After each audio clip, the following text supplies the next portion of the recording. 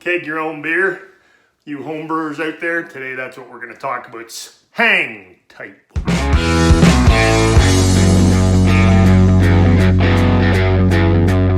Alright guys, what is going on? Big Rob back. Another homebrewing training video. You don't know who I am, guys, you can check me out at, let me scooch up here a little bit. You can check me out at makebeereasy.com. Subscribe to the channel if you want. If you don't, hey, don't. If you do, you're going to get all things beer.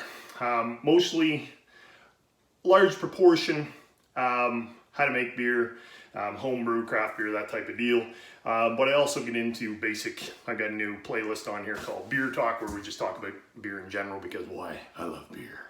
So today we're going to talk about kegging beer. If you're making your own beer now, why should you consider kegging beer?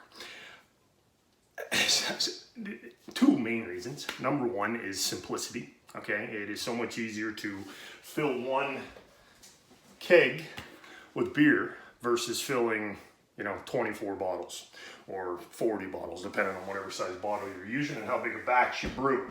And you got to clean the bottles, you got to sanitize them, you got to rinse them out when you're done, you got to store them, etc. Now, I haven't said that I love bottled beer. So what I do is I'll make more in a batch of beer than I could fit in my old corny keg. And this holds 19 liters, just about 5 gallons. So I'll make a 6-gallon batch, then I can bottle a few bottles, have them kicking around for when I want to have a bottle of beer. Number two reason that you would keg beer.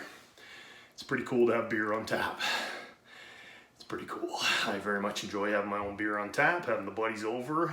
Tell you the truth, by the time my buddies get over, my keg of beer is pretty much gone because I go through a keg of beer pretty quick, but it's pretty cool to have beer on tap. Those are two reasons. So there's going to be a link to a blog post. It's going to go into detail about this video, all the equipment you need, steps involved in kegging. I'm going to run through them here quickly because I want to keep this under 10 minutes. Okay, I know you people all like, attention span is short. You're gone in like 5 minutes, four a lot of times.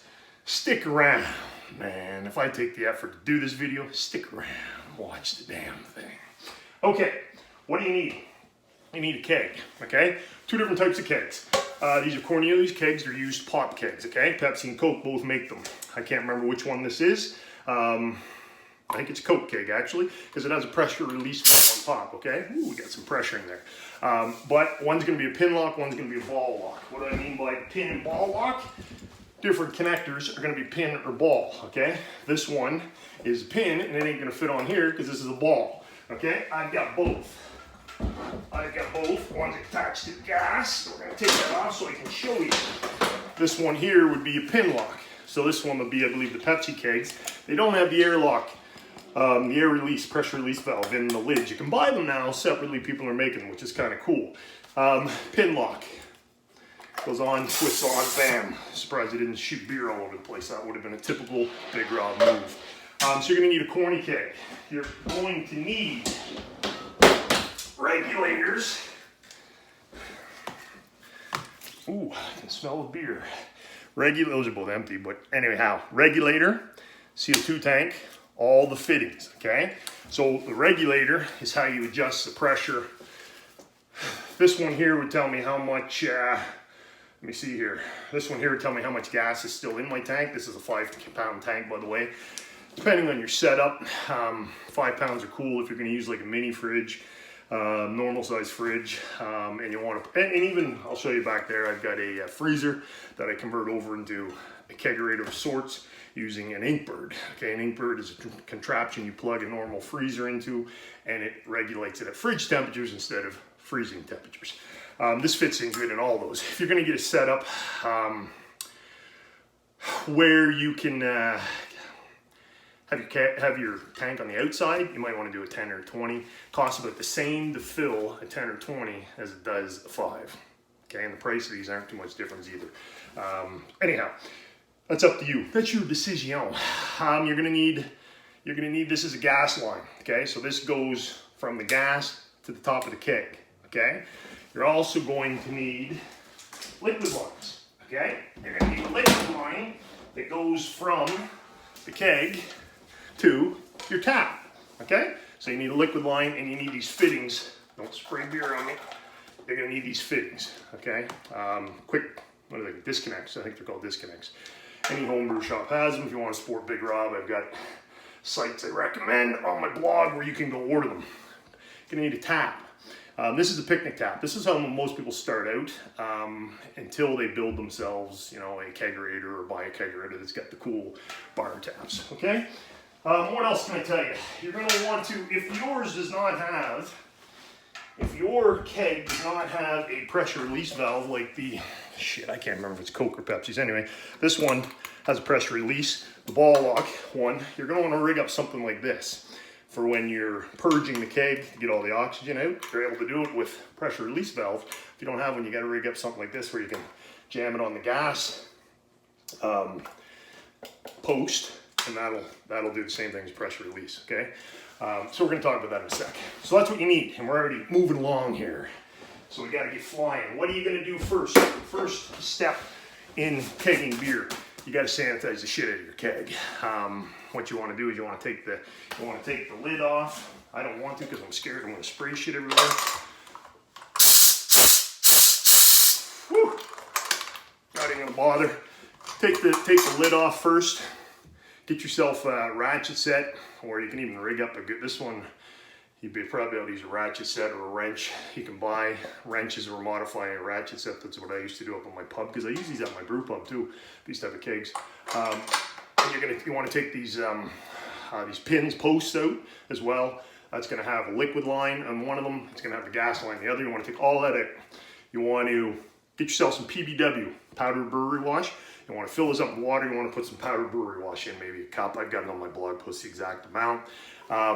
If you can't get powdered brewery wash, or if you don't want to spend money on powdered brewery wash, you can do OxyClean. OxyClean you can pick up at any hardware store.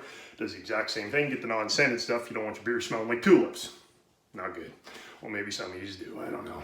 You guys with all your crazy hoppity up stuff, you might want a tulip smelling beer after all. Anyway, you're going to soak this thing. You're gonna put the lid on, you're gonna shake it around, and you're gonna let it soak for a while. And then that should do it. You can get a brush if you want, one of those bristle brushes, and scrub it out. Or you can reach in a little bit. My arm can't get in there. But I find powdered brewery wash, shake it around with warm water, let it soak, does a perfect job. You're gonna rinse it out. You're gonna dump it out, you're gonna rinse it out. You're then gonna put all of the apparatuses we talked about that you can get in there, such as your liquid line, your tap, any of these pins, put them all in the keg, or get a separate little bucket or bowl. You're gonna fill this up with Star San, which is a sanitizer. You wanna use Star San, it's the greatest thing ever made for home brewing.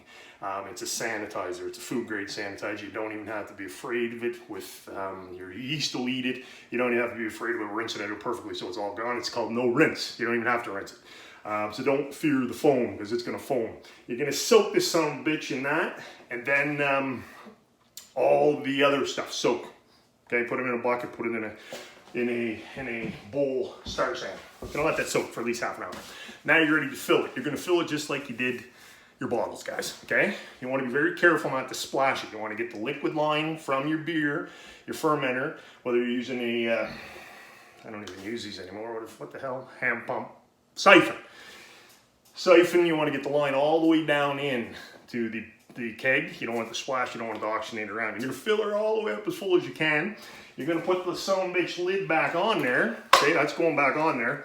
You're gonna, little tip, get some keg lube to put around the gasket that's in this lid. Man, I should take this off. Just really didn't want to get all that gas out of it. There we go. That comes out like that. That gasket right there, that comes right off. You can pull it right off. Should be able to pull it right off. See, I'm taking it off. Put some keg lube or Vaseline does a trick too. It'll help with the seal on this. Hold it up, okay? And then shoot some gas into it through the gas line, and you'll see that you'll feel this pump up, and then you can lock her down, okay? Now you want to purge it a couple times. I don't go crazy with the purging. I know a buddy does it 5-6 times, and it's cool. His beer always turns out great. What I mean by purging is you want to get the oxygen that's at the top of this thing out, because oxygen, bad for beer. So all you do, pull that, you heard that, that's what you're doing. Turn the gas off, release the gas. Turn the gas back on, fill her back up, you'll hear it bubbling, release the gas. Do that 3-4 times. I only do it about twice. Again, if you don't have a pressure release valve, you're gonna have to rig up one on, just like I showed you, a little gas or liquid line. You can rig it up. You can purge it with one of those son of a bitches instead of the pressure release. That's it, guys. Geez, we're already 10 minutes. Damn it, I'm gonna have lost a bunch of you guys. And I'm talking fast, man. I'm out of breath. I'm gonna tell you how to carbonate it now, okay? You can check out the blog post. I've got it all in there. So I'm gonna slow down. You wanna bail. We're past 10 minutes, too late. I didn't make it. Carbonate, very important part. You can carbonate 4 different ways. First way is you can naturally carbonate, just like you do in a bottle. Use half the amount of sugar you're gonna put in bottles, put that half amount right in the keg, put the cover on the keg, seal the keg with some gas, take it off the gas, go put it away for whatever, 7, 14 days, but however long you like to carbonate your beer. Number 1, and that's a pretty cool way to do it, saves you some CO2. Number 2 is you can do the real quick, I need beer in 10 minutes from now method with the keg. What you do is you get the keg, you put it on the gas, you put the gas line on, you turn up the CO2 on the gas about 40 psi, you take this and you roll it on the ground with the gas connected for like 10 minutes. I've even done it on my leg. It sucks, but it'll get you beer. It's more like you're getting foam, but it's drinkable. It's better than flat beer. I've done it when I've been in a hurry and need beer. Again, you can check out the blog. I go in detail on these. I'm losing my breath here. Number 3 method is you can do what I do all the time now is the 48-hour method. You put the gas line on, you turn up your gas on your regulator to 35 psi. You let that son of a bitch run for 24 hours. After 24 hours, you take the gas completely off. You sit this keg down. You don't touch it for 24 hours. At the end of that 24 hours, so total 48 hours, you've got perfectly carbonated beer. It's how I did it at my brew pub. Works awesome, and it's how I do it now. Method number 4 is how most people do it and how most people start out doing it. It's how I started out doing it. It is the slow and steady. I was going to try to come up with some stupid analogy, the rabbit in the hare or something. I can't, forget it. Slow and steady. You put, shit, I don't even remember. I got it on my blog post. I think it's 12 psi. You put the gas on for 12 psi. Check out my blog post because I do have the correct amount. I believe it is 12 psi for 5 to 7 days. It is 12 psi. 12 to 7 days. You just let it sit. Check it day 5, see if you like the carbonation you get. Check it day 6, see if you like the carbonation you got, so on and so forth. You set it and you leave it, okay? That's it, guys. That is how you keg beer. Beer should be cold by the time you put the carbonation to it. That helps. See if like it, usually I cold crash, but now I'm just kind of giving you random tips. That's how you keg beer, guys.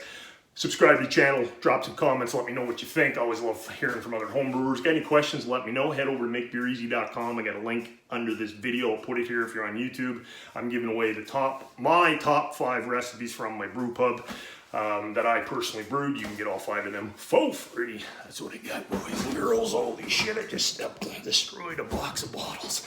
Big rub. Here you go.